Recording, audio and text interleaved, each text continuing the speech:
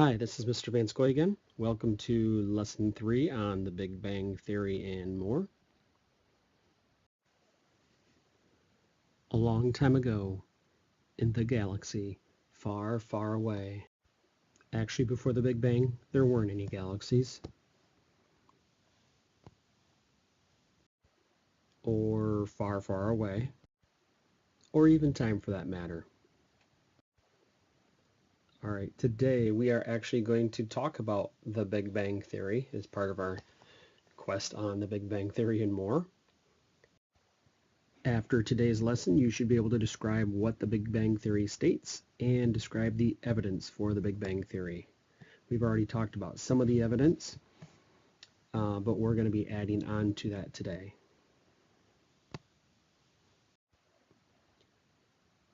So part of our evidence that we'd mentioned previously was the expansion of the universe. So the universe is expanding today. We see that through redshift. Imagine rewinding an expansion. The universe, galaxies, stars, and everything else must have been closer. In fact, a lot closer.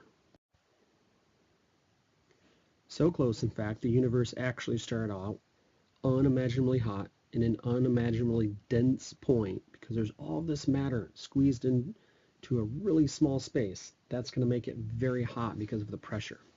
And it's going to be very dense with all that matter, and it's going to have a huge amount of gravitational force pulling everything in. This is where everything existed in what's kind of known as the singularity, this small singular point that contained everything. All matter and energy were compressed into that small point. Then it rapidly started moving outward, causing the universe to expand. No, that's not the Big Bang Theory we're talking about. Sorry, I couldn't help myself. So the universe rapidly expands in these kind of early days and early moments. Again, it goes from this extremely small point to something very, very large just in the first few seconds and minutes. We have this inflation period.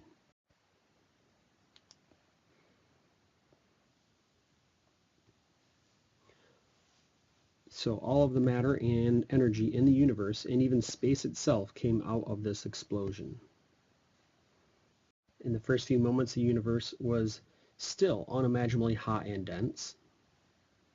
As it expanded, though, it did start to become less dense and began to cool, but still very hot. So after only a few seconds, protons, neutrons, and electrons started to form. These would later become those building blocks of our atoms and elements. But we still don't have atoms yet, just the subatomic particles. But eventually they started to get together too and created the first element, hydrogen, our simplest atom and element. So nuclear fission, so still very, very hot. It's cooling, but it's still very, very hot. Enough heat to initiate or start up nuclear fusion.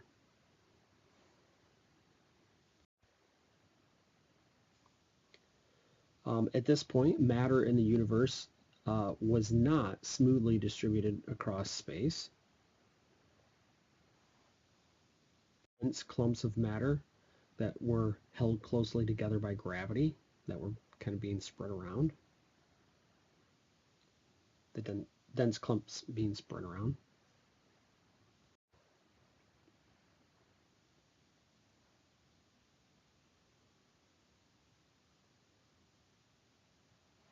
Eventually, those clumps formed countless trillions of stars, billions of galaxies, and other structures that now form most of the visible universe that we see.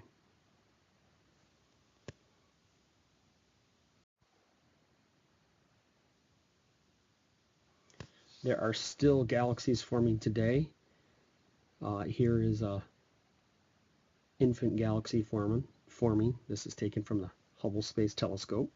We mentioned that before, that still have galaxies forming today. Another thing that we had touched on before is that when you look at an image of galaxies at the far edge of our vision of what we can see, really we're looking at extremely great distances. And you're also looking across different distances. So it looks flat, obviously, from here on Earth, and we look at a flat picture, but there is a depth to that, to the universe, different distances. Something else that to keep in mind is that it takes so long for light from these really, really far away places to reach us. You are actually looking back in time. So again, as you look deeper into space, you are looking deeper in time. Kind of a mind-blowing idea.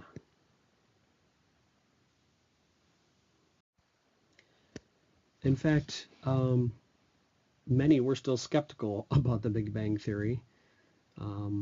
So after this, at this point, it was a hypothesis. Many astronomers still thought the universe was static. It was just this kind of this crazy idea. Although observations in mathematics suggested an expanding universe, it was still too radical at this point. They needed more evidence. That evidence came in 1964 in the form of CBR, cosmic background radiation. In a static universe, the space between all objects should have no heat at all. Empty space should have a temperature of 0 degrees Kelvin. Kelvin is an absolute temperature scale version of the Celsius temperature scale. That means there are not any negative numbers in the Kelvin scale. And to convert Kelvin to Celsius, you simply subtract 273. To convert from Celsius to Kelvin, you're going to add 273 degrees. So in the examples I have here, 0 degrees Kelvin is equal to a negative 273 degrees Celsius.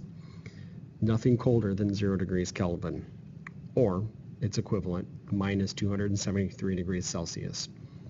273 degrees Kelvin then would be equal to 0 degrees Celsius. All right, so back to CBR.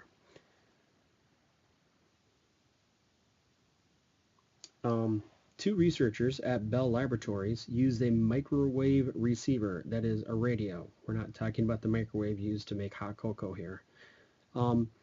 They kept having this static interference with the radio. At first they thought it was actually bird poop that was interfering with it. But after cleaning it up and allegedly killing many birds, the radiation and the static was still there. They had accidentally stumbled across a 3 degree Kelvin background radiation. In other words, there was heat in space that was interfering with their microwave radio. So the background radiation in space of the universe is not 0 degrees Kelvin, but 3K. It's not much, or it doesn't seem like much, but remember, this is spread across the entire vastness of the universe in empty space. There should be nothing there if there was a static universe. This energy had to come from someplace. This is the heat that's left over from the Big Bang. And also, now you can actually detect this with your TV. A TV can detect cosmic background radiation. Nowadays, though, TV signal, if you don't have one, you get a blank screen or these weird pixels because it's in digital. Before they switched the TV from analog rabbit ears, the old antennas, now we have digital signals and antennas, you'd actually get this static on your TV. That's the cosmic background radiation, the static on your TV, or a large part of it anyways.